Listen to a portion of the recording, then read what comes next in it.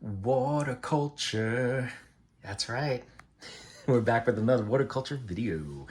What I got here is some of the succulents and some other plants, some other indoor plants that have been thriving in water culture. And I want to show you what's going on because they're doing fantastic. What you see here is mostly, as far as succulents are concerned, we have a lot of Echeverias, and we have a sedum and a Graptiveria, which is a Graptopedilum Echeveria hybrid. And back there is my Tenanthe, Berlin Marks. And what else? African Violet. But let's start in the front, okay? Really just gonna show you guys what's been going on, how they've been reacting. Okay, now this Echeveria was a single head, and it took a while to acclimate. It wasn't doing so well in the soil, of course, so I put it into water, and it was not under lights, so it started to etiolate. But then when I put it in a south-facing window, boom, boom, we got two new heads at the top. You can see they're kind of facing towards the light. And let's take a look at the roots. Beautiful roots here. You can see there's still some algae in there, which is fine. As long as the algae doesn't get out of control, I don't worry about it. And the plants don't seem to be bothered at all. Roots are very healthy. And I can either leave these like this, or I can chop these two heads off, propagate them, sell them, whatever I want to do. Really cool, right? I don't know the type. I can't remember. I lost the tag to this one. But it is really cool. Even though it's green, I kind of like it. It's cool. Almost looks like an aeonium, but I know it's not. Okay, let's go over here. This is my Dusty Rose. And Dusty Rose loves water. It loves being in water culture so much that it is sending out roots everywhere. Look at these roots. It's going crazy. The roots in the water are fantastic and healthy, and all over the place there are aerial roots. Look at how crazy. We got a whole new set of leaves coming up in the center of the rosette, and I took some leaves off and propagated. I have two that are starting to sprout now, but they're just, air propagation. They're just the leaves out in a tray. But look at how cool, and the new leaves have such a nice color to them. Really, really pretty. I like this plant a lot. Move that over here. This is one of my nodulosas. I had a problem with mealybug. I found some mealybugs in the crown, so I've been spraying it with alcohol, and I think I got them, but obviously some of the leaves, the new leaves that are coming out, are a little bit deformed because of the bugs. But I think I got it under control. I don't see anything else, and I'll keep spraying it. But, nodulosa, from what I've experienced, they seem to like to etiolate. They like to grow tall rather than, even when you have them in a lot of light. I mean, I keep getting kind of taller growth out of these guys, regardless of the light that I have them under. So I don't mind. I just think these are really pretty with the red markings, as you can see. And let's take a look at the roots. Fantastic root system. This one I recently cleaned out, as you can tell. I got rid of all the algae, and the roots are just fantastic in there. And the plant is thriving. I mean, aside from the little bug situation, mealybugs I can handle. It's the mites, spider mites, thrips, they're a little harder for me to deal with. The alcohol doesn't always work for them. At least not alcohol by itself. But mealybugs, the alcohol works great. And that's usually the plant pest that I have to deal with the most. But it's looking good. Anyway, move that over here. Let's look at our Sedum Adolphii. This one is either golden sedum or something like that. I think it's golden sedum. This plant, really sturdy plant, by the way. I love this plant because of how it feels fake. It feels like it's plastic, but it loves being in water. Look at these roots. There's still some algae on the sides. I didn't clean all of it off, but that's fine. You can see lots of roots are submerged. Some roots are aerial towards the top, making their way to the water. I've got, lots of growth points, some pups growing out of here. I just think it is a really cool plant. I can't wait for it to get more sun stress because it'll be that golden orangey yellowy color. Really cool. This is the Echeveria I was talking about. 3 heads, better than 1. And I recently had to chop off some of the roots because they were really badly covered in algae, and I couldn't get all the algae off without pulling off the roots. So I said, that's fine, they'll make more. These plants grow roots like when you blink.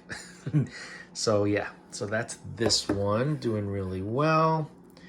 Another sturdy plant. I really love these that feel fake because they can take a little bit of a beating if you ever have any issues. Next up we have, this is Echeveria Persia. Look at how pretty this is. It's got like that bluish, like a turquoise, greenish leaf with a very light pink outline, like the edges. It's doing really well. Let's look at the roots. The roots are doing well too. They got some algae on them. I'll probably end up cleaning that up. But look at this one, has a long stem. It was like that when I got it. It's not like it's been growing for that long in here. But a very, very pretty plant. Look at that. I love that. Love it. All right, another Echeveria here. I don't know if this is curly red curls. I don't know what it's called. It didn't come with a name. It didn't come with a tag. But since it's been in water, we have a pup growing out of here. I don't know if you could see it in there. See that in there? And we're starting to bloom. How cool is that? I'm probably going to end up taking some of these leaves off to propagate because this is another sturdy plant. Really, really cool. Let's take a look at the roots. This is a fairly new plant to me, but you can see the roots started to take off as I have this in water. I chopped off a lot of the roots to begin with. And I think it was because getting the soil off the roots was a little bit of a challenge. But that's fine because obviously it's growing new roots and the plant didn't even pause. It's doing just fine. And let's see what else we got. Here's another one. This one's really cool. This was this one wasn't named, but Pelu something, Echeveria Pelu. I don't know the name of it, but really, really pretty. Didn't come with a tag, but it is. Oh, it falls over, obviously. Look at these roots. Oh, there's a leaf I got to pull off. But we have the aerial roots at the top that are pink and the water roots that are thriving very nicely. And let me take off this leaf while I'm here. They come off real easily. Ding. There we go. Now this goes back in the water. It's hard to do with one hand, but I'm doing it. Okay, there we go. I don't want to take off too much of the farina. Okay, there we go. So we're back. Doing well, doing great. Lots of new leaves. Look at that crown. Beautiful. Obviously the roots are good. This is going to need a flush. When I get to this point where the water is very low as far as where the roots end, that's when I like to flush it out and then add new water. And I really don't do much in the way of fertilizer for these guys. As you can see, they're not really showing a need for it. But if they do start to show, some type of deficiency, then I will start to give some feed more regularly. Let's see what else we got. Oh, over here we have cubic frost. This was outside in the front in a planter. I took it in because it would not survive the winter. And it was really dry. It hadn't gotten a lot of water in the position it was in the pot outside. But it's starting to open up the last couple of weeks. And look at these roots. Again, this was in soil. So you could see all the new root growth since it's been in water and how fast these roots grow. This didn't have any of these light colored roots until very recently when it started to root up. And this will get a beautiful kind of pinkish gray when it gets more sun. And the leaves will be a little bit more folded. You can kind of see how they're a little folded there. These are, these new leaves need to be stressed a little bit more. So when we get more sun, it'll probably start to look more like a cubic frost because right now it doesn't. Move that over there. Here we have the African violet that I had rescued from a friend. that had a root rot situation. This was one of two rosettes or heads, I don't know what you want to call it, that were part of the plant that had absolutely no roots. And being in water, look at how beautiful these roots are. They're absolutely phenomenal. Doing really well. This is not getting any direct or bright light at all, so you can see that it's starting to get a lighter green color, but pretty soon I'll be giving this back. I just wanted to see how it was doing for a while, make sure that it was doing well. Those roots are just phenomenal. All brand new roots. There was not one root left on this plant. And you could check one of the older videos that I showed that I had this one in soil to root and another one in water. The one in water I moved to the yarn, the acrylic yarn, because it's doing great. And this one that was in soil had nothing. It didn't even grow a root. So I took it out, cleaned it up, put it in water, and boom, immediately we got roots. And as you can see up here, that there's a nice area for oxygen. That whole area that's not submerged, those moistened roots, because they wick water up, are getting tons and tons of oxygen, and that's part of what's keeping this plant so healthy and happy.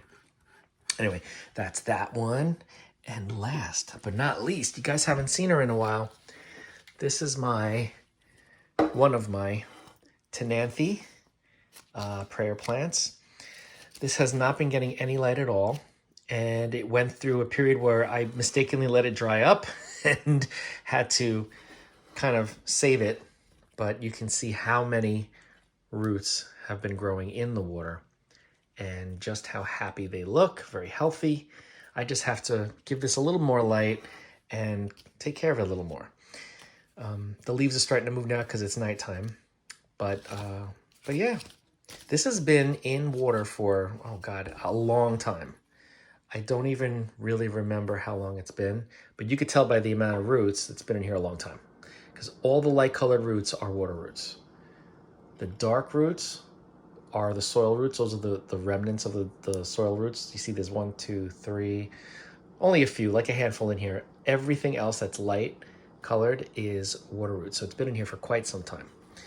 This has not been getting feed either. I need to feed it because these guys do need more feed than, let's say, succulents. But the plant is thriving and it's doing good. This one did not get hit with the mites, so I didn't have to worry about it, but I think I have some thrips or something on it now because I'm seeing something. Look at this. See that right there? That's insect damage of some sort. So I'm going to spray this down with alcohol, then wipe them down with a soapy rag because they can really succumb to the bugs quickly, and then that's the end of that. That's why I lost so many calathea, because the bugs really did a number. So yeah, I'm gonna have to do that right now because I'm worried. I'm worried, guys. Anyway, that's it for this follow-up video on some of my water cultures.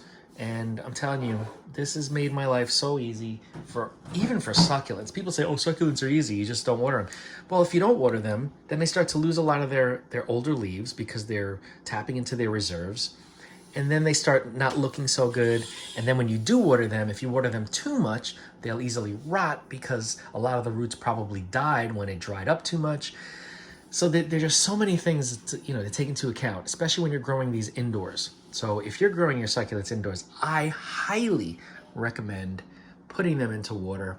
They acclimate immediately, like it's really quick. You can see how much success I'm having. Like it's just a really, really easy way to grow these guys. The only thing about succulents is the majority of them, not all, but the majority of succulents do need a lot of light. They need bright light or direct sunlight. You could get away with bright indirect light, but without it, they'll start to etiolate like this one was doing, but then I fixed it. I gave it more light. So I definitely would recommend either getting a grow light, or if you have a south-facing window that definitely gets bright light, use that, put your plants there. But yeah, any type of a windowsill that gets brightness, these would do fine in. They may etiolate a little bit, they may stretch a little bit. If it's not, like if it's a north-facing window, you'll probably get a lot of stretching and you won't get any good colors. Like this would just become probably a pale green without any direct light, for example. And yeah, but that's it. That's it, guys. Water. I'm telling you, fantastic. So I got some things I gotta do. Gotta fill this up, clean that out, whatever. But yeah, doing great. If you have any questions on horticulture in general, leave a comment. I will get back to you. I love talking about this because of the success that I've been having. I don't have to worry about these guys for like a couple of weeks if I have it topped up. Like this guy right here, for example, it'll take a week to go down to here and then another week to go down to here. So I don't even have to do anything for this for a couple of weeks. And it makes it so much easier to grow these beautiful plants.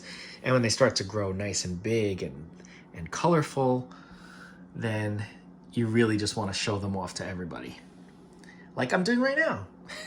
Anyway, don't forget to like, comment, share, and subscribe. Hit that bell if you want to be notified, and I will see you in the next video.